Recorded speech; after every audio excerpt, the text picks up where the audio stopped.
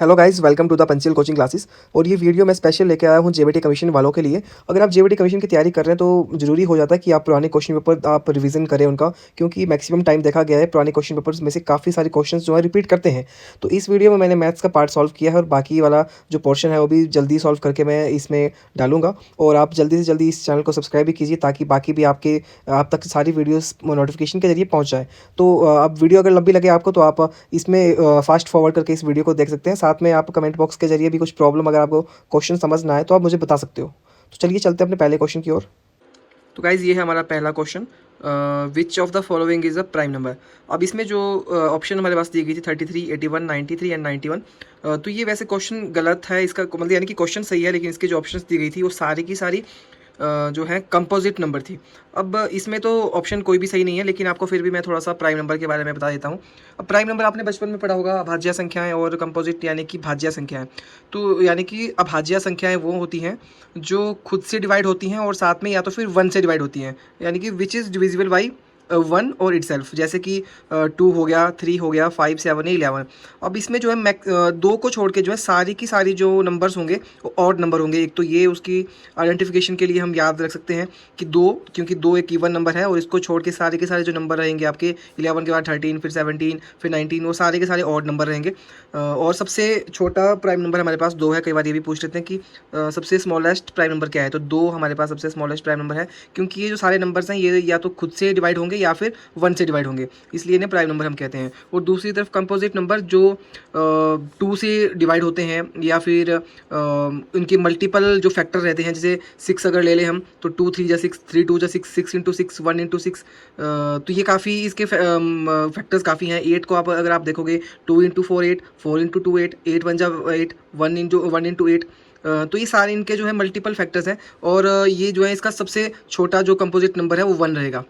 ठीक है, तो 1 सबसे छोटा कंपोजिट नंबर है। और 0 आपने कभी इसमें शो नहीं करना है, 0 कंपोजिट नंबर में नहीं आता है। 0 ना नेगेटिव इंटीजर है ना पॉजिटिव इंटीजर है, तो इसलिए जो ये 1 से शुरू होते हैं। और कई बार प्राइम नंबर के बारे में ऐसा भी क्वेश्चन आया था कि 1 से 100 के बीच में प्राइम नंबर की संख्या कितनी है। तो आपने ये काउंट नहीं करने लग जाना कि 2 3 5 7 11, फिर आपको थोड़ा सा बाद में बड़ी नंबर्स में दिक्कत आएगी आइडेंटिफिकेशन में। इसलिए आपने ध्यान रखना है कि 1 से लेकर 100 के बीच में जो है 25 नंबर्स हैं प्राइम नंबर। ठीक है, तो ये हमारा प्राइम नंबर वाला क्वेश्चन था। उसके बाद हम सेकंड क्वेश्चन देखेंगे।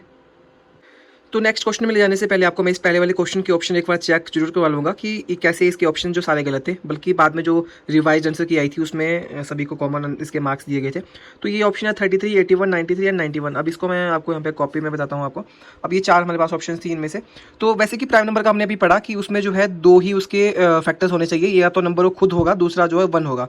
अब इसमें 2 से ज़्यादा फैक्टर्स आपको दिखाई देंगे, जैसे 33 का एक ये फैक्टर हमारे पास हो गया, दूसरा 11 इंटू 3, फिर 33 इंटू 1, फिर 1 इंटू 33। तो इसके 4 इसके जो है फैक्टर्स हो गए। 81 का अगर आप देखोगे 327 जा 81, 27 इंटू 3, उसके बाद ये 2 ऑप्शन 2 अलग से हैं। 93 का अगर देखोगे 31 3 जा फिर इसका ये है 4, इसके भी फैक्टर्स हो गए। 91 के भी 4 अगर आप फैक्टर्स देख पाओगे, तो ये सारे जो हैं कंपोजिट नंबर थे, ये प्राइम नंबर नहीं थे, इसलिए ये ऑप्शन सारे ऑप्शन ही गलत थी। तो ये हमारे पास नेक्स्ट क्वेश्चन था HCF ऑफ 595 एंड 252। तो इसके HCF करने के हमारे पास 2 मेथड होते हैं वैसे तो। और HCF का मतलब है हाईएस्ट कॉमन फैक्टर, की मतलब हाईएस्ट नंबर हमें चाहिए जो जिस नंबर से दोनों जो है डिवाइड पूरी तरह से हो जाए। तो 2 मेथड थे हमारे पास। जैसे फर्स्ट मेथड है प्राइम फैक्टराइजेशन मेथड। तो इसमें हम क्या करते हैं, पहले 595 के हम LCM लेके इसके जो है फैक्टर्स निकाल लेंगे यहाँ पे। जब आप इसके फैक्टर्स निकालोगे यहाँ पे तो ये इस तरह से हमारे पास आ जाएगा 5 इंटू 7 इंटू 17। जब आप 252 के भी आपको फैक्टर अलग से निकालने पड़ेंगे यहाँ पे, तो इसके भी जब आप फैक्टर निकालोगे तो 126 10 263 एंड 7 9 जा 63। तो ये इसके हमारे पास फैक्टर्स निकले हैं 2 इंटू 2 इंटू 7 इंटू 9। अब आपने देखना है कि इन दोनों में, दोनों फैक्टर्स में से कॉमन कौन सा नंबर है जो दोनों जगह पे है। तो एक यहाँ पे 7 यहाँ पे देख पा रहे होंगे, एक 7 यहाँ पे देख पा रहे होंगे। जो जो कॉमन है इसको आप यहाँ पे लिख दोगे और यही इसका हमारे पास हाईएस्ट कॉमन फैक्टर यानी कि HCF होगा। और दूसरा जो मेथड है एक लॉन्ग डिवीजन मेथड है ये, इसमें हमको ये इसको डिवाइड कंटिन्यू करना पड़ता है जब तक कि रिमाइंडर 0 नहीं आता है। तो इसको जब हम करेंगे यहाँ पे, इसको भी ट्राई करते हैं एक बार। तो यहाँ पे इसको ट्राई करने के बाद थोड़ा इसमें टाइम जरूर लगता है इस मेथड में, इसलिए इसका नाम भी लॉन्ग डिवीजन मेथड है। और इस तरह से ये अभी और लंबा जाएगा यहाँ पे।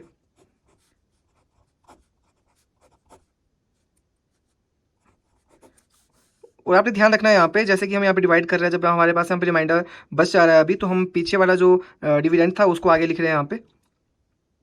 तो यहाँ पे ये 21 3 जा 63 एंड 7 यहाँ पे हमारे पास फिर से आया है 21, हम यहाँ पे लिखेंगे 7 3 जा 21 और यहाँ पे रिमाइंडर हमारे पास 0 आ गया।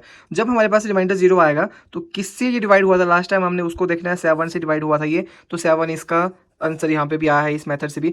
और तीसरा जो मेथड है, वैसे दो ही मेथड हमें करवाए गए हैं स्कूल टाइम पे, लेकिन ये दो मेथड जो हैं प्रॉपर्ली सिलेबस में होते हैं, लेकिन तीसरा जो शॉर्टकट मेथड है वो मैं आपको ऐसे यहाँ पे कम टाइम पे बताने की कोशिश करूंगा। तो ये 595 एंड 252 हमारे पास दो नंबर दिए गए थे। तो थर्ड जो मेथड है उस पर ये है कि या तो इन दोनों का डिफरेंस अगर आप करोगे 595 एंड माइनस 252, तो इसका माइनस करके 343 आएगा ये। तो इसका जो डिफरेंस करके जो भी आंसर आएगा या तो वही इसका आंसर होगा, मतलब कि 343 से दोनों को डिवाइड होना चाहिए। अगर ये दोनों को डिवाइड नहीं कर पा रहा है, ना इसको डिवाइड कर पा रहा है, ना इसको डिवाइड कर पा रहा है, तो इसका 343 के जो फैक्टर हमारे पास हैं, यानी कि 7 इंटू 49, ये इसके फैक्टर हैं, तो इनमें से कोई एक नंबर इसका जो है आंसर होगा। तो हम हाईएस्ट कॉमन फैक्टर का मतलब कि हम बड़ा नंबर ढूंढ रहे हैं यहाँ पे। तो 49 से अगर हम डिवाइड करेंगे इन दोनों नंबर्स को तो ये डिवाइड नहीं होंगे। 7 से अगर हम डिवाइड करने की कोशिश करेंगे तो दोनों नंबर जो डिवाइड हो जाएंगे, तो 7 इसका आंसर हमारे पास यहाँ पे निकल पा रहा है। तो ये वैसे शॉर्टकट मेथड होता है, इसको मैं दूसरे वीडियो में भी बता सकता हूँ, अलग से एचसीएफ वाली वीडियो बनाऊंगा जब, तो उसमें आपको मैं क्लियर कर दूंगा कि ऐसे इस मेथड के जरिए हम जल्दी से जल्दी एचसीएफ यहाँ पे निकाल सकते हैं। तो ये हमारे पास नेक्स्ट क्वेश्चन है 3.14 इंटू 10⁻⁶, इसमें हमने मल्टीप्लाई करना है, क्या इसमें आंसर आता है। तो इस तरह से हमारे पास क्वेश्चन था ये, और 10⁻⁶ का मतलब है 6 जीरो यहाँ पे लगी होंगी, और हम डेसिमल का हमने ध्यान रखना है, 2 प्लेस छोड़ के डेसिमल यहाँ पे लगा हुआ है। तो जब हम इसको मल्टीप्लाई करेंगे 6 जीरो पहले लगा लेंगे, बाद में 2 प्लेस हमने लेफ्ट साइड को डेसिमल यहाँ पे लगाने हैं, और डेसिमल के बाद के जीरो का वैसे भी कोई वजूद या वैल्यू नहीं रहती है, तो इसका आंसर होगा 31,40,000। तो ये आप ही देख सकते हो 4 जीरो के साथ यहाँ पे, ये सी ऑप्शन इसका सही आंसर है।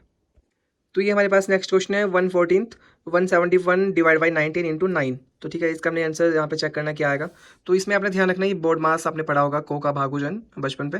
तो पहले हमने डिवाइड यहाँ पे करना है, डिवाइड करके हमारे पास जो है 171 डिवाइड बाई 19 19,971 आपको पता है, तो फिर ये 9 पहले आ जाएगा, और 9 इंटू 9 का मतलब है 81। ठीक है, कुछ लोग इसको जो है उल्टी तरह से भी क्वेश्चन को करने की ट्राई करेंगे, तो उस तरह से आपने नहीं करना। अगर आप मान लो कि आप 19 इंटू 9 पहले कर रहे हैं, ठीक है, तो आपका आंसर देखिए क्या आएगा। तो ये 19 इंटू 9 171, एंड इसको डिवाइड हम जब करेंगे तो ये 1 में इसका आंसर आ जाएगा, और आप चेक कर पाओगे कि 1 भी आपको पजल करने के लिए ऑप्शन में दिया गया होगा। लेकिन आपने इस तरह से नहीं करना है, बोर्ड मास का इसमें फॉर्मूला लगना था इसमें, तो पहले डिवाइड उसके बाद मल्टीप्लाई। तो 81 इसका बिल्कुल सही आंसर है। तो ये नेक्स्ट क्वेश्चन है हमारे पास 17,161 का, हमने वर्गमूल या अंडर रूट निकालना है। इन चार ऑप्शन में से कोई एक ऑप्शन इसका आंसर होगा। तो इसका सबसे शॉर्टकट जो मेथड मैं आपको बता रहा हूँ यहाँ पे स्क्वायर रूट निकालने का, तो सबसे पहले आपने क्या करना है, लास्ट से आपने स्टार्ट करना है इसकी पेयरिंग करना। तो पेयर आपने कर दिया 61, इसका पेयर बना, जो बाकी डिजिट बचे उसको आपने अलग से यहाँ पे अलग से पेयर में रखना है। 171 में मैंने इसको कर दिया। आपने चेक ये करना है कि 61 में जो 1 ये है हमारे पास, ये किसके स्क्वायर के लास्ट में आता है, किसके स्क्वायर में के यूनिट डिजिट में आता है ये। तो ये 1 का स्क्वायर 1, देखिए 1 यहाँ पे आ रहा है, 9 का स्क्वायर 81 1 यहाँ पे आ रहा है। ठीक है, तो इसके स्क्वायर रूट का हमें अभी यूनिट जो डिजिट है वो अभी हमें मिले हैं 2, या तो 1 होगा या तो 9 होगा। ये अभी हमने चेक करना है, ये अभी डिपेंड करता है किसी और चीज़ पे। अब बाकी हम चेक करते हैं इसका फर्स्ट जो डिजिट होगी किसके स्क्वायर रूट की, वो हम निकाल लेते हैं। तो 171 हमारे पास है, हमने चेक ये करना है कि 171 जो है किसके स्क्वायर में किसके स्क्वायर के बीच में आता है। तो एक आप चेक करोगे 13 का स्क्वायर 169, और 14 का स्क्वायर 196। ठीक है, तो ये 13 का स्क्वायर और 14 के स्क्वायर के बीच में आ रहा है हमारे पास 171। आपने ये देखना कि किसके ज़्यादा नज़दीक है ये, तो 169 के ज़्यादा नज़दीक है, तो हमें 13 यहाँ पे लेना है। ठीक है, तो 13 हमारे पास इसका ये आ चुका है। अब हमने चेक ये करना है कि इसका जो यूनिट डिजिट होगा इसके स्क्वायर रूट का 1 होगा या 9 होगा। तो इसमें हमने क्या करना, 13 को हमने आगे वाले डिजिट के साथ इसको मल्टीप्लाई करना है। ठीक है, इसको मल्टीप्लाई करके आपने चेक करना कि क्या आंसर हमारे पास आता है 30, इसको चेक करके इसका 182 आएगा। ठीक है, अगर ये 182 इससे छोटा है, ठीक है, तो ये इसका आंसर 9 होगा। अगर इससे बड़ा है तो इसका आंसर ये होगा, यानी कि 171 जो हमारे पास, ये अगर इससे बड़ा होगा तो बड़ी वाली रकम हम यहाँ पे लेंगे, अगर ये छोटा होगा तो छोटी वाली डिजिट हम यहाँ पे लेंगे। ठीक है, तो ये 171 182 से छोटा है, इसलिए हम जो है छोटे पे टिक लगाएंगे। और 13 हमारे पास पहले ही आ चुका था, 1 हमने लिख लेना है। 131 इस ऑप्शन का, इस क्वेश्चन का सही आंसर था कि 131 का ये स्क्वायर है, यानी कि इसका वर्गमूल जो है 131 हमारे पास निकला है। और हम ऑप्शन में चेक करेंगे तो 131 हमारे पास कहीं नहीं है, यानी कि नन ऑफ दीज इसका सही आंसर है। अगला हमारे पास क्वेश्चन है the average of all odd numbers up to 100। ठीक है, 100 तक की सभी विषम संख्याओं का औसत हमने निकालना है, इन चारों में से क्या होगा। ठीक है। तो इसमें आप अगर आपने देखा होगा कि एवरेज निकालने का जो फॉर्मूला हमारे पास रहता है, तो एवरेज निकालने के लिए क्या हम करते हैं, सम ऑफ ऑल नंबर्स, ठीक है, डिवाइड अपॉन टोटल नंबर्स। लेकिन हमें ना इनका सम पता है ना टोटल नंबर्स पता है, ठीक है। तो नंबर ऑफ टर्म्स निकालने के लिए हम क्या करेंगे, नंबर ऑफ टर्म्स के लिए हम करते हैं फर्स्ट नंबर, ठीक है, plus last number divide upon 2। तो फर्स्ट नंबर हमारे पास क्या थी, फर्स्ट नंबर जैसे कि अगर ये 1+3+5+7+9+ इस तरह से अगर हम करने लग जाएंगे तो ये कभी नहीं आएगा हमारे पास, काफ़ी टाइम लग जाएगा। तो हमारे पास फर्स्ट नंबर है 1 प्लस लास्ट नंबर हमारे पास क्या रहेगा, लास्ट नंबर हमारे पास ये 100 नहीं होगा, यहाँ पे 99 होगा क्योंकि हमने और नंबर निकालने हैं। तो लास्ट नंबर हमारे पास 99 होगा डिवाइड अपॉन 2। तो इसको जब प्लस करेंगे हम साथ में डिवाइड करेंगे तो ये हमारे पास 50 आ जाएगा। तो नंबर ऑफ टर्म्स हमारे पास में यानी कि 50 निकल गए कि 50 और नंबर हैं, विषम नंबर हैं। तो टोटल नंबर हमारे पास कितना, एन, मतलब एन हमारे पास अभी 50 आ गया, ठीक है। लेकिन हमारे पास सम ऑफ ऑल नंबर नहीं है। तो सम ऑफ, जब हम इसका फॉर्मूला देखेंगे सम ऑफ ऑड नंबर, तो हमारे पास इसका फॉर्मूला है एन का स्क्वायर, ठीक है। एन का स्क्वायर यानी कि 50 का स्क्वायर हमने करना है, यानी कि 2500 इसका यहाँ पे सम निकल जाएगा, ठीक है। अब हमारे पास सम ऑफ ऑड नंबर भी है और नंबर ऑफ टर्म्स भी है। अब आप ये जो हमारे पास एवरेज का हमारे पास फॉर्मूला था sum of all number divide upon total number, तो आप इस पर कर सकते हो 2500 डिवाइड बाई 50। तो 1 0 से 1 0 कैंसिल, 5 5 जा 25 एंड 50 इसका आंसर आ गया। और ऑप्शन अगर आप चेक करोगे यहाँ पे तो 50 भी ऑप्शन इसका बिल्कुल सही आंसर है। तो ऐसे क्वेश्चन हमारे पास ऐसे ही हमने करने हैं। अगर हमने सम ऑफ इवन नंबर निकालना होता तो इवन नंबर का फॉर्मूला हमारे पास एन स्क्वायर प्लस 1, ठीक है। और इसका हमारे पास सम ऑफ ऑड नंबर का फॉर्मूला था एन स्क्वायर। तो ये हमारे पास क्वेश्चन था, if the sum of two number is 42 and their product is 437 then the absolute difference between the number. तो ये हमारे पास दो संख्याओं का योग दिया गया है और उनका गुणन भी दिया गया है। तो उन संख्याओं को निकाल के उनका डिफरेंस हमने निकालना है। तो 2 या 3 तरीकों से क्वेश्चन हो सकता है, ये शॉर्टेस्ट तरीका भी मैं आपको बताऊंगा यहाँ पे। तो ये हम एक नंबर को x मान लो, आप दूसरे को y मान के चलो। तो दोनों का अगर हम सम करेंगे तो x plus y equal to 42 हमें यहाँ पे दिया गया है। इसको फर्स्ट इक्वेशन मान के चलते हैं। देन इन्होंने कहा है कि x इंटू वाई दोनों को मल्टीप्लाई करेंगे तो 437 हमें मिलता है, ठीक है। तो ये हमारे पास सेकंड ऑप्शन, सेकंड इक्वेशन आ गई। तो फ्रॉम इक्वेशन फर्स्ट हम x की वैल्यू यहाँ पे निकाल देते हैं 42, y यहाँ पे हमारा लेफ्ट राइट हैंड साइड चला जाएगा, ठीक है। तो ये x की वैल्यू हमारे पास निकल गई और x की वैल्यू को हम यहाँ पे सेकंड इक्वेशन में पुट कर देते हैं। तो ये हमारे पास 42 minus 5 and y equal to 437 ये हमारे पास आता है। तो इसको अगर हम ब्रैकेट इसकी ओपन करें तो 42 y माइनस वाई का स्क्वायर इक्वल टू 437। इसको अगर हम थोड़ा सा अरेंज करते हैं इक्वेशन वाली फॉर्म में तो वाई स्क्वायर माइनस का 42y माइनस प्लस का 437 इक्वल टू 0। 437 को भी हम लेफ्ट हैंड साइड लिया है और मैंने इसका अरेंज करते हुए इसके साइन चेंज कर दिए हैं। थोड़ा सा मैं मान के चल रहा हूँ कि आपके बेसिक्स क्लियर है। तो ये मैंने इसके साइन चेंज कर दिए जब मैंने इनको अरेंज किया है। इसके बाद हमारे पास अब इसको स्प्लिटिंग मेथड से करेंगे, फिर हम दूसरा वाला मेथड लगाएंगे यहाँ पे जो इक्वेशन वाला है। तो स्प्लिटिंग मेथड में प्लस माइनस करके 42 आना चाहिए और मल्टीप्लाई करके 437 आना चाहिए। 2 डिजिट ऐसे हमने निकालनी है। तो 437 के हम अगर हम फैक्टर्स निकालें तो इसको अगर हम चेक करते हैं किससे ये डिवाइड होगा तो ये 19 से डिवाइड हो जाएगा इजीली, ठीक है। तो 19 और 23 दो ऐसे नंबर्स हैं हमारे पास जिनको प्लस माइनस करके 42 भी आएगा और मल्टीप्लाई करके 437 भी आएगा। तो माइनस का 19y माइनस का 23y प्लस का 437 इक्वल टू 0। ये दोनों माइनस के इसलिए क्योंकि दोनों को प्लस करना पड़ेगा और माइनस इसका साइन रह जाएगा यहाँ पे। यहाँ से अगर हम कॉमन यहाँ पे निकालें तो अंदर बचेगा y माइनस का 19 माइनस का 23 यहाँ भी कॉमन निकलेगा तो y माइनस 19 यहाँ पे हमारे पास ही आएगा, ठीक है। तो एक हमारे पास यहाँ पे y माइनस 23 आ जा रहा है और दूसरा इन दोनों में से कॉमन जो है y माइनस 19 आ रहा है। तो इन दो वैल्यू हमारे पास यहाँ पे निकल जाएगी। y की वैल्यू एक 20 से निकल रही है और यहाँ पे y की वैल्यू 19 निकल रही है। कोई भी एक वैल्यू को मान के अगर आप पुट कर देते हो यहाँ पे x की वैल्यू में, यहाँ पे x equal to 42 minus y की वैल्यू जो भी हमने निकाली 23, तो ये 42 माइनस 23 इक्वल टू 19, ठीक है। एक वैल्यू हमारे पास ये 23 आ रही थी, दूसरी वैल्यू हमारे पास 19 आ गई। दोनों को डिफरेंस करेंगे क्योंकि ये हमको पूछा भी गया है। तो 23 माइनस 19 इक्वल टू 4 हमारा ऑप्शन में भी यहाँ पे है, ठीक है। दूसरा मैं यहाँ पे आपको एक तरीका अलग से बता रहा हूँ यहाँ पे, इसके बाद यहाँ पे, ठीक है। ये आप देखिएगा ये वाला। इसके बाद हम इसको जो है स्प्लिटिंग मेथड ना यूज़ करके हम क्वाड्रेटिक इक्वेशन वाला फॉर्मूला जो minus b plus minus b square minus 4ac whole root upon 2a ये वाला फॉर्मूला जब हम लगाएंगे यहाँ पे तो चेक करेंगे क्योंकि कई बार स्प्लिटिंग मेथड से लोगों को दिक्कत होती है कि ऐसे नंबर्स निकालने में। तो ये वाला फॉर्मूला आप यूज़ कर सकते हैं यहाँ पे a हमारे पास 1 है, b हमारे पास 42 है और c हमारे पास 437 है। तो यहाँ पे इस फॉर्मूले में पुट करेंगे हम वैल्यू माइनस का बी यानी कि 42, 42 प्लस माइनस 42 का स्केयर माइनस 4 इंटू ए हमारे पास एक था, सी इक्वल हमारे पास 437 है, whole under root upon 2 into 1, ठीक है। देन 42 प्लस माइनस 42 का स्केयर 1764 माइनस 4 इंटू 437 हमारे पास 1748 आएगा, अंडर रूट यहाँ पे पहले की तरह रहेगा 2 इंटू 1 2। उसके बाद ये 42 प्लस माइनस इन दोनों को माइनस करेंगे तो 16 आ जाएगा, होल डिवाइड अपॉन 2, ठीक है। तो ये अगर हम इसका स्क्वायर रूट निकालेंगे तो 4 आएगा यहाँ पे, प्लस माइनस 4 अपॉन 2। अब ये प्लस माइनस इसलिए होता है क्योंकि अंडर रूट था यहाँ पे। अब हम इनको एक बार प्लस करेंगे एक बार माइनस करेंगे, तो 42 प्लस 4 अपॉन 2, 46 अपॉन 2, इसको काट के 23 आ रहा है। ये हमने प्लस करके किया, एक बार हम माइनस करके चेक करेंगे, 42 माइनस 4 अपॉन 2 यानी कि 38 अपॉन 2, ये हमारे पास 90। तो दो वैल्यू हमारे पास यहाँ पे भी आ गई, 23 एक 19, दोनों को अगर माइनस करेंगे तो उनका डिफरेंस 4 आ रहा है, ठीक है। ये तो हो गया हमारे दो तरीके से मेथड, एक स्प्लिटिंग मेथड से और एक एडिक्वेशन के फॉर्मूले से। तीसरा हमारे पास एक और तरीका यहाँ पे जो सबसे शॉर्टकट मैं समझता हूँ। यहाँ पे हमको बताया गया था कि दो यहाँ पे दिए गए थे, ए प्लस बी जो 42 है, ठीक है। और हमारे पास यहाँ पे a इंटू बी भी दिया गया था 437, ठीक है। और हमारे पास a माइनस बी हमने निकालना था, ओके। तो ये हमारे पास क्वेश्चन था इस तरह से जो हमको गिवन दिया गया था। तो इसमें हम क्या कर सकते हैं, इसमें एक हमारे पास फॉर्मूला है a प्लस बी का whole square minus a minus b का स्क्वायर। तो ये हमारे पास 4 इंटू बी ये हमें मिलता है। इसके बाद तो a प्लस बी यहाँ पे दिया गया है, 42 का आप स्क्वायर कर लो, माइनस a माइनस बी हमें निकालना है, तो इसको आप ऐसे रख दीजिए।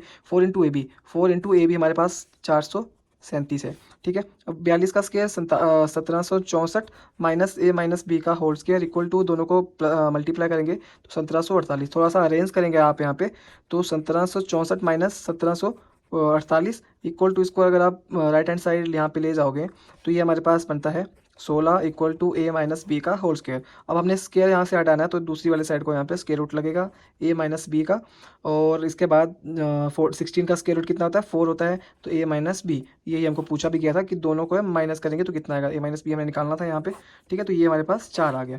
तो ये बिल्कुल ऑप्शन यहाँ पे बी ऑप्शन हमारे पास है, और सबसे शॉर्टकट ये तरीका था। इतना बड़ा फॉर्मूला जो हमने यहाँ पे लगाया है इस पूरे क्वेश्चन में, तो इन पूरी कैलकुलेशन से बचने के लिए छोटा सा तरीका था इस क्वेश्चन को करने का। ये आप वीडियो को पॉज करके देख सकते हैं। ये हमारे पास अगला क्वेश्चन है हितेश की। यहाँ पे उम्र 40 बताई गई है, रोनी की 60 बताई गई है, और ये बोला गया है कि कितने साल पहले जो उनका आयु का उनके एज का रेशियो जो है 3:5 रहा होगा।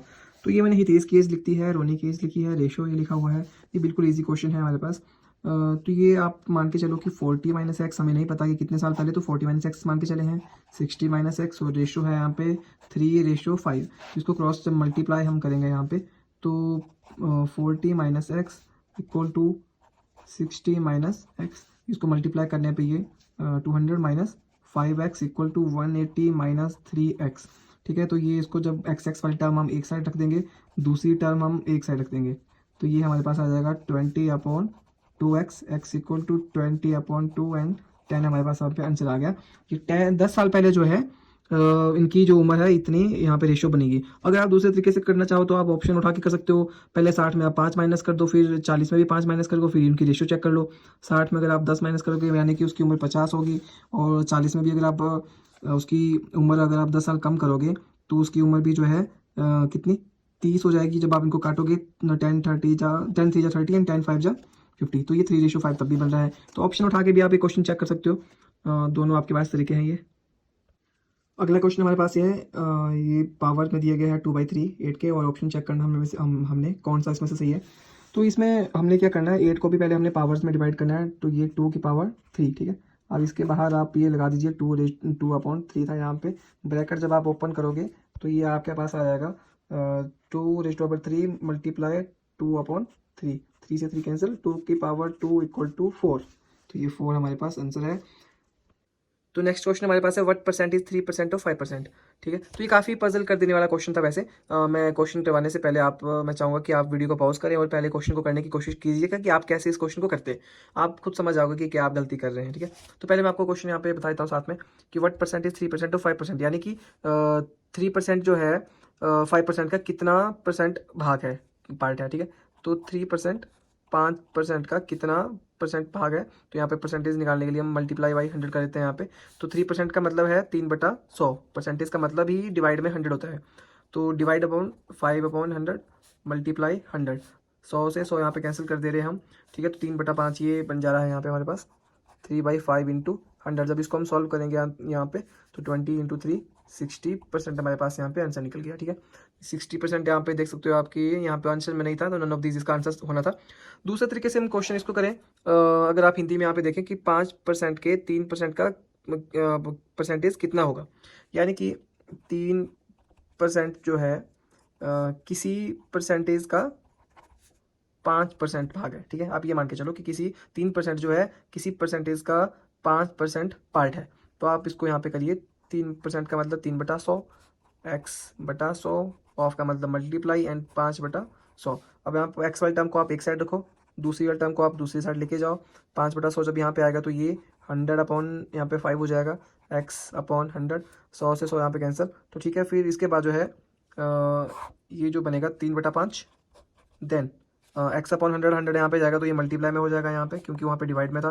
देन ये फिर से वही वाला टाइम हमारे पास बन रही है, तो ये x = 60% यहाँ पे निकल के फिर से आ रहा है। ठीक है, तो ये इसका दोनों तरीकों से आप करते तो इसको 60% इसका आंसर आना था। और मैं ये बता देता हूँ कि काफ़ी लोगों ने इस क्वेश्चन को किया कैसे है, क्या इसमें गलती रही है। ठीक है, और इसने क्या होना था। अब काफ़ी लोगों ने इस क्वेश्चन को कैसे किया था, वो भी मैं आपको यहाँ पे बता देता हूँ कि क्या लोगों ने यहाँ पे, काफ़ी मैक्सिमम लोगों ने इस तरह से करने की कोशिश की थी। तो ये था 5%, 3% ऑफ 5%, तो 3% ऑफ 5%, 3% का मतलब 3/100, ऑफ का मतलब मल्टीप्लाई एंड 5/100, इसको मल्टीप्लाई करके 15/10,000। ठीक है, और हमको परसेंटेज पूछा गया तो परसेंटेज के लिए हम 100 से मल्टीप्लाई करते हैं, 2 जीरो तो 2 जीरो कैंसिल, और इसको यहाँ पे जो है 0.15% इसका आंसर आ रहा है। ठीक है, और ऑप्शन में वो 0.15% भी था। ठीक है, लेकिन इस तरीके से क्वेश्चन है होना ही नहीं था। ये तो हुआ 3% जो है 5% का कितना है, इतना है। ठीक है, लेकिन इस क्वेश्चन ने तब इस तरह से होना था अगर जो है परसेंट के बाद यहाँ पे कॉमा हमारे पास होता, व्हाट परसेंट। ठीक है, प्रतिशत पूछा गया है किसका, 3% का 5% का 3%, तब हमारे पास ये 0.15% यहाँ पे इसका आंसर आना था। अदरवाइज आप ये देख सकते हो कि यहाँ पे क्वेश्चन में कॉमा का कहीं कोई बताया नहीं गया, कुछ यहाँ पे लिखा नहीं गया है, तो इसमें सिंपल पूछा गया था व्हाट परसेंट इज 3%। 3% जो है 5% का कितना प्रतिशत भाग है, तो सिंपल पूछा गया था ये, तो इसमें इस क्वेश्चन इस तरह से ही होना था। नेक्स्ट क्वेश्चन हमारे पास है, एक कुर्सी को 572 रुपये में बेचने पर एक व्यक्ति को 30% लाभ होता है, कुर्सी की लागत कीमत क्या है। ठीक है, तो यहाँ पे सेलिंग प्राइस हमारे पास SP 572 दिया है, गेन परसेंट दिया गया है, और कॉस्ट प्राइस हमें निकालनी है। तो ये मैंने इस तरह से लिख दिया है, SP = 572, गेन = 30% एंड CP हमें निकालना है। तो CP का जो फॉर्मूला रहता है गेन के टाइम पे, तो वो है SP × 100/100 प्लस गेन परसेंट। ठीक है, तो SP हमारे पास 572 × 100/100 प्लस गेन, मतलब कि कितना हुआ है, 30 हुआ है ना, तो 30 यहाँ पे लिख लो आप। देन आप इसको सॉल्व करोगे, 572 × 100 और 130, 1 0 से 1 0 कैंसिल यहाँ पे, और जब इसको आप काटोगे यहाँ पे तो 44 × 10, 440 रुपीज़ का यहाँ पे CP निकला है। तो 440 रुपये में उसने जो है वो खरीदी थी, और 572 में उसने वो बेच दी, जिससे उसको जो 30% जो है मुनाफा हुआ है। तो ये इसका सही आंसर था, C ऑप्शन। ये हमारे पास नेक्स्ट क्वेश्चन है रेशो वाला, A/B = 2/3, B/C = 4/5, देन C/A, ये हमें फाइंड आउट करना था। तो ये रेशो वाले क्वेश्चन है, इनको देखते हैं हम कैसे हम कर सकते हैं। तो ये मैंने इस तरह से लिख दिया है, रेशो B का मतलब A/B = 2/3 एंड B/C का मतलब B/C = 4/5। ठीक है, तो ये आप देख सकते हो, A यहाँ पे 2 है, B 3 है, B 4, C एंड 5। तो यहाँ पे B एक ऐसी टर्म है जो दोनों साइड है, कॉमन टर्म है, वो यहाँ पे B 3 है, B यहाँ पे 4 है, तो हमको ये कॉमन जो है यहाँ पे इसको हमें सेम करना पड़ेगा। B जो है, B की जो वैल्यू है दोनों जगह अलग अलग नहीं हो सकती, तो हमको ऐसे ही किसी डिजिट से दोनों को मल्टीप्लाई कर देना है ऊपर नीचे, यानी कि डिनोमिनेटर और न्यूमिनेटर में, ताकि वो जो B की वैल्यू सेम आ जाए। तो 3 को अगर हम 4 से मल्टीप्लाई करेंगे तो 12 आ जाएगा, और 4 को 3 से करेंगे तो भी 12 आ जाएगा। देन B की वैल्यू हमारे पास सेम हो जाएगी, तो इसको आप 4 से ऊपर नीचे मल्टीप्लाई करो, इसको भी 4 से ऊपर नीचे, इसको भी 3 से मल्टीप्लाई करो। देन ये 4 × 2 8 एंड 4 × 3 12। यहाँ पे भी अगर आप चेक करोगे 4 × 3 12, देन 5 × 3 15। अब आप चेक करो, A की वैल्यू 8, B की वैल्यू 12, B की वैल्यू फिर से 12। अब आप हमारे पास सबकी B की जो वैल्यू है वो सेम है, C की वैल्यू 15। अब हमारे पास C/A था, तो C की वैल्यू हमारे पास क्या निकल के आई है, 15, एंड A की वैल्यू हमारे पास 8। अब आप ये देख सकते हो 15/8 यानी कि 15/8, तो ये 15/8। इसमें 8/15 भी है, तो आपने ये कभी नहीं करना है, जैसे हमारे पास आंसर आया है यानी कि 15/8 है, तो 15:8 या 8, इस तरह से ही आंसर इसका होगा। तो ये नेक्स्ट क्वेश्चन था हमारे पास, if 5 spiders can catch 5 flies in 5 minute, how many flies can 100 spiders can catch in 100 minutes. यानी कि यदि 5 स्पाइडर 5 मिनट में 5 मक्खियाँ पकड़े तो 100 स्पाइडर 100 मिनट में कितनी मक्खियाँ पकड़ लेंगे। ठीक है, तो ये क्वेश्चन ठीक उसी तरह से है कि 5 कमीजें सूखने में 5 घंटे ले रही हैं, तो एक कमीज सूखने में कितने घंटे लेगी। तो कुछ लोग सोच रहे होंगे कि ये कमीज सूखने में 1 घंटा लेगी, हर एक कमीज जो है सूखने में 1-1 घंटा लेगी, तो 5 घंटे इस तरह से हो जाएंगे। लेकिन ड्यूरेबिलिटी तो सूखने की है कमीज की तो 5 घंटे की है ना एक कमीज की, तो पांचों कमीजों की सूखने की भी 5 घंटे होगी। ठीक है, तो वैसे क्वेश्चन था यहाँ पे, हमने एक स्पाइडर का निकालना था कि अगर 5 स्पाइडर ने 5 मक्खियाँ पकड़ी हैं 5 मिनट में, तो एक स्पाइडर में यानी कि 5 मिनट ले रही है एक मक्खी को पकड़ने में, दूसरी भी 5 ही मिनट लेगी, तीसरी भी 5 ही मिनट लेगी, तो सारी जो स्पाइडर है वो जो है एक मक्खी को पकड़ने में 5-5 मिनट ले रहे हैं। तो हमने एक मक्खी का एक स्पाइडर का यहाँ पे निकाल लिया है कि वो 5 मिनट ले रहा है एक मक्खी को पकड़ने के लिए, और 100 मिनट में कितनी पकड़ लेगा, 20 पकड़ लेगा, क्योंकि 100/5 20। ठीक है, अब 100 स्पाइडर्स की बात पूछा गया था कि 100 स्पाइडर जो है 100 मिनट में कितनी पकड़ लेंगे। अब एक अगर 100 मिनट में 20 पकड़ेगा तो 100 जो है कितनी पकड़ेगा, 100 को हम इसको 20 से मल्टीप्लाई कर देंगे, क्योंकि 100 मिनट हमारे पास दिए गए थे, और 100 × 20 = 2000 फ्लाइज। ठीक है, तो इसका राइट आंसर डी ऑप्शन है। तो ये हमारे पास नेक्स्ट क्वेश्चन है कि 5 पुरुष अथवा 9 स्त्रियां किसी कार्यखंड को 19 दिन में पूरा कर सकते हैं, तो 3 पुरुष तथा 6 स्त्रियां उस कार्य को कितने दिनों में मिलकर काम पूरा करेंगे। तो यहाँ पे दिन पूछे गए थे, और यहाँ पे अथवा तथा जैसे शब्दों का यूज़ किया गया, काफ़ी इंपॉर्टेंस है इन शब्दों की। इसका मतलब ये है कि या तो 5 आदमी या फिर 9 स्त्रियां जो है किसी कार्य को 19 दिन में पूरा कर रहे हैं। तो यहाँ पे क्वेश्चन देखते हैं हम क्या था ये। तो ये मैंने यहाँ पे लिख दिया है, 3 आदमी और 6 स्त्रियाँ उस कार्य को कितने दिन में पूरा करेंगे साथ में मिलकर। तो मैंने इस तरह से लिखा है ये कि 5 आदमी जो हैं 19 दिन में किसी कार्य को पूरा करते हैं। मतलब कोई कार्य, मैंने एक्स कार्य यहाँ पे ले लिया, एक्स वर्ग, तो 5 आदमी एक दिन में x/19 कार्य करेंगे। एक आदमी जो है एक दिन में x/19 × 5 यानी कि x/95 काम करेगा। फिर हमने स्त्रियों की बात की, 9 स्त्रियाँ भी 19 दिन में एक कार्य को कर रही थी, तो एक दिन में x/19 कार्य उन्होंने किया। और एक औरत की अगर बात करें, एक स्त्री की बात करें एक दिन की, तो उसने x/19 × 9 = x/171 काम जो है एक औरत ने एक दिन में किया। अब ये पूछा गया है कि सारे मिलकर जो हैं उस काम को कितने दिनों में करेंगे। तो सारे मिलकर तो हमने जमा कर दिया, ये हमारे पास मैन वाला था और ये हमारे पास वोमेन वाला था। तो ये इसको थोड़ा सॉल्व कर देते हैं यहाँ पे आगे करने में, क्योंकि ये थोड़ा ईजी होगा हमें। तो 3x/95 + 2x/57, इन दोनों का हमें एलसीएम निकालना पड़ेगा 95 और 57 का। तो यहाँ पे हमारे पास ये इस तरह से एलसीएम आ जाएगा, 19 5 × 57, 19 5 × 95, 95 × 3 285। तो ये हमारे पास कुछ इस तरह से बन जाएगा ये। और तो ये हमारे पास आया 19x/285। ठीक है, इसको अगर हम सॉल्व करेंगे यहाँ पे, तो ये आ जाएगा हमारे पास x/15। तो मतलब उन्होंने किसी कार्य को x/15 दिनों में उस कार्य को पूरा किया। तो यदि हम यहाँ पे 15 को अगर हम क्रॉस मल्टीप्लाई कर दें, वहाँ पे ले जाएं, तो x हमारे पास दिन यहाँ पे निकल जाएंगे। यानी कि उन्होंने किसी कार्य को, उस कार्य को करने के लिए कितने दिन लगाए, 15 दिन यहाँ पे उन्होंने लगाए। तो यहाँ पे 15 डेज यहाँ पे ऑप्शन यहाँ पे है। तो ये क्वेश्चन दूसरे तरीके से भी हो सकता था, जैसे यहाँ लिखा है कि 5 आदमी या फिर 9 जो औरतें हैं वो 19 दिन में काम कर रही हैं। यानी कि 5 आदमी जो है 9 औरतों के बिल्कुल बराबर हैं। तो इनको हम कंपेयर करेंगे, 5 मैन = 9 वोमेन। ठीक है, तो ये 5 मैन = 9 वोमेन, एक आदमी कितने औरतों के बराबर होगा। फिर अगर 5 9 के बराबर है तो एक आदमी जो है 9/5 औरतों के बराबर है। ठीक है, और यहाँ पे हमें कहा गया था कि 3 आदमी और 6 वोमेन साथ में मिलकर कितना काम करेंगे। तो यदि एक आदमी जो है 9/5 औरतों के बराबर है, तो 3 आदमी कितने औरतों के बराबर होगा, 9/5, तो ये 27/5। 3 आदमी जो है 27/5 औरतों के बराबर हो गए। और 6 हमें और औरतें यहाँ पे हैं, यहाँ पे इनको भी ऐड करना पड़ेगा यहाँ पे औरतों में। तो 27/5 + 6। ठीक है, तो इसको जब हम यहाँ पे सॉल्व करेंगे तो 27 + 30 57। ठीक है, तो ये हमारे पास मैन फोर्स हमारे पास बन गई है, 57/5 जो मैन फोर्स है। इसके बाद जो नेक्स्ट फॉर्मूला लगना है यहाँ पे, M1D1/W1 = M2D2/W2। तो D2 हम यहाँ पे x मान लेते हैं, क्योंकि हमें ये डेज नहीं पता, ये दिन हमें निकालना है, ये कितने दिन ये लगाते हैं मिलकर। तो M1D1 मतलब कि M मैन या वोमेन, D मतलब कि डेज, W मतलब कि वर्क। यहाँ पे भी सेम इसी तरह से रहेगा। तो ये M1D1 कौन सा रहेगा, ये जो यहाँ पे 9 वोमेन का यहाँ पे बताया गया है। तो ये 9 औरतें जो 19 दिन में काम करती हैं, तो यहाँ पे हम करेंगे इसमें M1 की जगह 9 × D1 की जगह 19, W आप यहाँ पे रख लीजिए, = M2D2, मतलब कि जो मैन फोर्स हमारे पास है ये 57/5। D2 हमें निकालना है, इसको हम x मान के चलेंगे यहाँ पे, और यहाँ पे ये W2। ठीक है, काम सेम है यहाँ पे, तो W से W आप काट दो यहाँ पे काम को। तो ये 9 × 19 = 57/5 × x। ठीक है। एक्स को अगर आप एक साइड रखोगे तो यहाँ पे 5/57 यहाँ पे आ जाएगा, और आप इसको अगर आप सॉल्व करोगे यहाँ पे तो ये हमारे पास 3 × 5 = 15। तो एक्स मतलब कि दिन हमारे पास यहाँ पे आ चुके हैं 15, और पहले भी हमें यहाँ पे 15 डेज़ यहाँ पे मिले थे। तो आप इस क्वेश्चन को दोनों ही तरीक़ों से कर सकते हैं, जैसे भी आपको ईजी लगे। तो ये हमारे पास नेक्स्ट क्वेश्चन है कि एक आदमी अपनी आधी यात्रा 6 किलोमीटर प्रति घंटा से पूर्ण करता है और बाकी की आधी जो है 3 किलोमीटर प्रति घंटा की रफ्तार से चलता है। तो उसकी औसत चाल यहाँ मतलब कि एवरेज स्पीड पूछी गई है, लेकिन डिस्टेंस के बारे में कुछ यहाँ पे नहीं बताया गया है।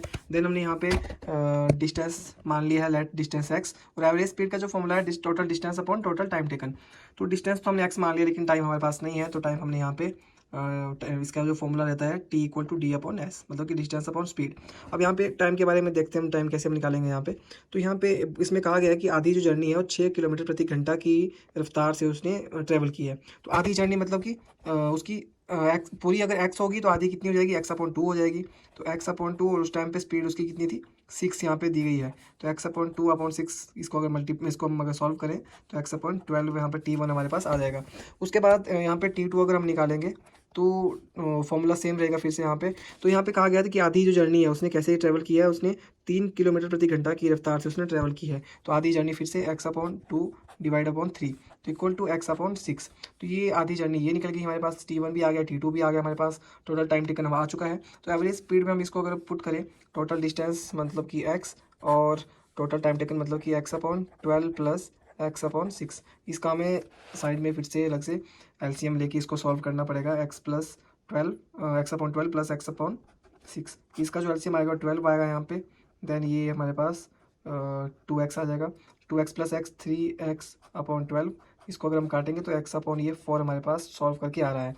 तो ये हमारे पास x/4, जब इसको हम सॉल्व फिर से करेंगे यहाँ पे तो ये 4/x हमारे पास इस तरह से आएगा। x कैंसिल हो जाएगा, 4 हमारे पास जो ये बच गया, ये एवरेज स्पीड है हमारे पास। और अगर आप ऑप्शन चेक करोगे तो 4 किलोमीटर प्रति घंटा की रफ्तार से जो इसकी एवरेज स्पीड थी, ये इसका सही आंसर है। तो ये हमारे पास नेक्स्ट क्वेश्चन था कि कितने वर्षों में कोई रकम जो है 10% वार्षिक दर से 3 गुना हो जाएगी। ठीक है, तो ये क्वेश्चन मैंने यहाँ पे थोड़ा सा लिख रखा है। लाइट यहाँ पे प्रिंसिपल हमने मान लिया, मूलधन मतलब जिसे हम कहेंगे x मान लिया, और अमाउंट यहाँ पे कहा है कि कितने वर्षों में 3 गुना हो जाएगी। तो अमाउंट हमने 3 गुना मान लिया, मूलधन का 3x हो जाएगा। सिंपल इंटरेस्ट यानी कि साधारण ब्याज जो निकलता है हमारा, वो निकलता है अमाउंट माइनस प्रिंसिपल, कि जो पूरा जो अमाउंट आया होता है उसको, उससे अगर हम प्रिंसिपल माइनस कर दे तो सिंपल इंटरेस्ट उतना हमें मिलता है बैंक से। तो ये माइनस किया हमने, 3x - x = 2x आ गया हमारे पास। और इसका SI का जो फॉर्मूला है P × R × T/100। तो इसमें मैंने ये वैल्यू भर दी, SI की वैल्यू हमारे पास 2x है, देन ये P की x, R की 10, क्योंकि R हमें रेट जो हमें बताया है 10% दर बताई है हमें, T ही है, क्योंकि हमें टाइम ही तो निकालना है हमें कि कितने सालों में वो कवर हो जाएगा। ठीक है, तो यहाँ पे इसको अगर हम सॉल्व करेंगे, x से x सॉल्व हो गया, एंड T = 10 × 20, तो 20 ईयर्स में ये जो है ट्रिपल हो जाएगा हमारा जो अमाउंट है। ठीक है, 20 वर्ष यहाँ पे इसका सही आंसर है। तो ये नेक्स्ट क्वेश्चन है आपके पास, if the radius of a circle is increased by 6% then its area is increased by. कि यदि आप किसी सर्कल का रेडियस अगर 6% बढ़ा दें तो इसका एरिया कितना % एरिया उसका जो बढ़ जाएगा, तो ये हमने चेक करना है अभी। तो ये मैंने एक्चुअली इसका रेडियस लिख लिया, R रेडियस है इसका एक्चुअल है, फिर न्यू रेडियस जो मैंने और बढ़ाया वो R', और कितना बढ़ा वो 6% इंक्रीज़ हुआ है। तो मतलब ये R' = 106%। ठीक है, मतलब कि अगर 100% पहले रेडियस था तो 6% और बढ़ गया हो तो 106% ऑफ R।